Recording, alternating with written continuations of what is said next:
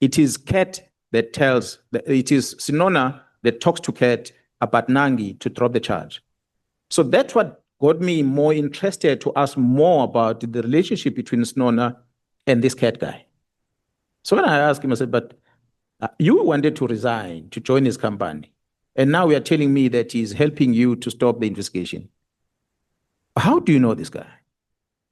Then Senona says, we grew up together. We were playing soccer together. Then I remember I said, but you said Cat stays in Mamelodi and you are from Soshanguve. How did you grow up together? This township are far apart. He said, no, we're playing soccer together. That's how we know each other. Remember the time, I don't know the age of Cat. I don't even know how old he is. He's just telling me about they grew up together and that's how they got to know each other. So I had no reason not to believe him. So I said, so he's your brother, né? Is that close to you? He said, no, he's my brother. Then I started saying to him, but there's investigation happening in Gauteng where this Cat is got issues that are questionable about him. So you sure you're not part of the wrong? He said, no. Cat is, I know him as a clean guy, he's my brother. Even if you check the phone communication between me and him, we are brothers. So I had no reason not to believe the head of the Hawks in KZN when he tells me this, that Cat is just a brother. I finished the conversation, I talked to Kumalo, I said, Senona has this close relationship with Cat. Maybe when we check the downloads of Cat, we must run the Senona's phone and see if there's any communication between them. So that's how the extract of the communication and the relationship between Cat and Senona was discovered, because it's Senona that disclosed the relationship between him and Cat. Fast forward from there, Senona comes to me and he says, hey, remember the guy I told you about, Cat Matlala? I said, yeah. He said, that guy's got a contract in the police of health contract. But he's struggling because police are not placing orders.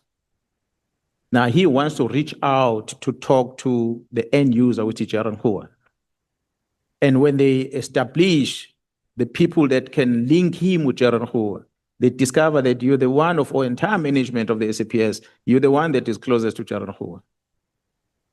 Can you arrange a meeting? So now I said to Senona, but why must I arrange a meeting for Cat Matlala and Gen Mkhwanazi? For what reason? And he says, no, but looks like Cat has an information that can assist Kumalo and the team with their investigation in Gauteng. So that what drew my attention, and I said, but he's got information. What information? He said, no, the role that's be a place in this whole criminality happening in Gauteng. So that got me excited. And I said, okay, well, we'll confirm the meeting. From there, I then contacted Jara Kumalo.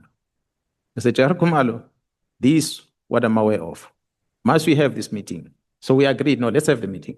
But let's control the venue where the meeting is. And let's wire the place so that you can record everything happening in the meeting. Hence the flat. That we have to discard, get a flat, a place where we can go in, nobody can trace us. Anything happening there can be on record. I was hoping the day that Cat is going to say he gave me money, because I was going to come and show you that there was never anything handed. I'm glad he didn't, because there was nothing. So the meeting then is arranged, and I go back to Senona and said, tell him to come. Then Jara Senona invite him to come. And I said to Senona, I know this guy moves around with bodyguards.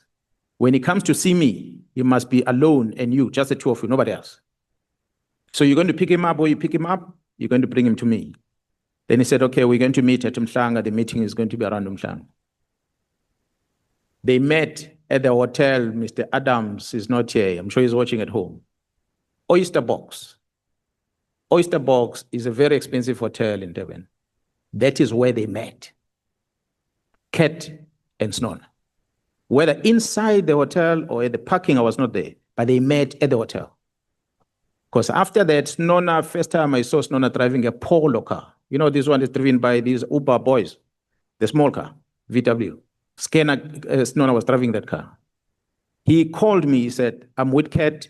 We're driving this Polo. We are getting out of Oyster Box. So I said, okay, come up because I'm in the vicinity. He gave me a description of the car. I spotted the car. Then I said, okay, I see I'm driving this car in front of you, the Mercedes-Benz. Can you see it? He said, yeah, no, we can see it. I said, okay, follow me. So I drove them down towards Pavilion, not Beverly Hills Hotel, around into Pels. There's a parking at the bottom there for those that know Mhlanga, towards the beach. So we enter in there, into the boom gate. I show my face, the boom gate opens. I go in, I tell the security to open for him. They open for them, and they followed me. Some 50 meters, we park, we walk, we get out of the cars, we walk into the lift, into your apartment. Honorable Chair, that apartment from where we're seated in a 3-seater dining room table, a glass table, can only sit 3 people. Where I'm sitting, at least a meter, is the wall. Behind me, a meter, it's another wall. On this side, it's a lounge that will be at least maybe about where Honorable Skosana is seated. That's where the TV is. And on that corner, on that side, which is a good 4 meters or so, is an entrance into the apartment. And on my right, open plan, Honorable Chair, up to where the podium is, which roughly about 4 meters or so, is the sink at the end of the kitchen. So for Senona to say he was busy drinking somewhere, he couldn't hear anything. When we are here, you're talking, a person on TV, a person here can hear everything. It's just the 3 of us, nobody else there. So we said, we spoke. That's when he then gave me this information. The information is about Steve Motsumi. Steve Motsumi is a name that the 68 million people, excluding the independent podcasters, they are the ones that got guts to talk about Steve Motsumi. The rest of media houses in South Africa don't want to research about that person. It's a name that has come out so many times, Steve Motsumi. He told me about Steve Motsumi. He gave me the address of the house of Steve Motsumi. He told me about activities of Sibiya, how the Sibiya is collecting money. He told me about the property of Sibiya that I didn't know. He gave me the address. He told me about the Impalas he bought for Sibiya. This is all coming from CAD voluntarily. I don't have a clue about all these things. The properties in a townhouse in Sentin. So I take note of all these things. And then he asked one thing, but the other one was just a comment which we couldn't do much about it. The first one was, I've got this contract, I've got so many people that I should be paying that I haven't paid, but the police not placing an order. Can you get General Mkhwanazi to meet up with me so we can discuss and get to hear what is the issue? Then I said, well, I'll talk to General Mkhwanazi, but I don't know anything about the contract, but I'll talk to her. The feedback will come to Senona. That is one. 2, what is the next thing?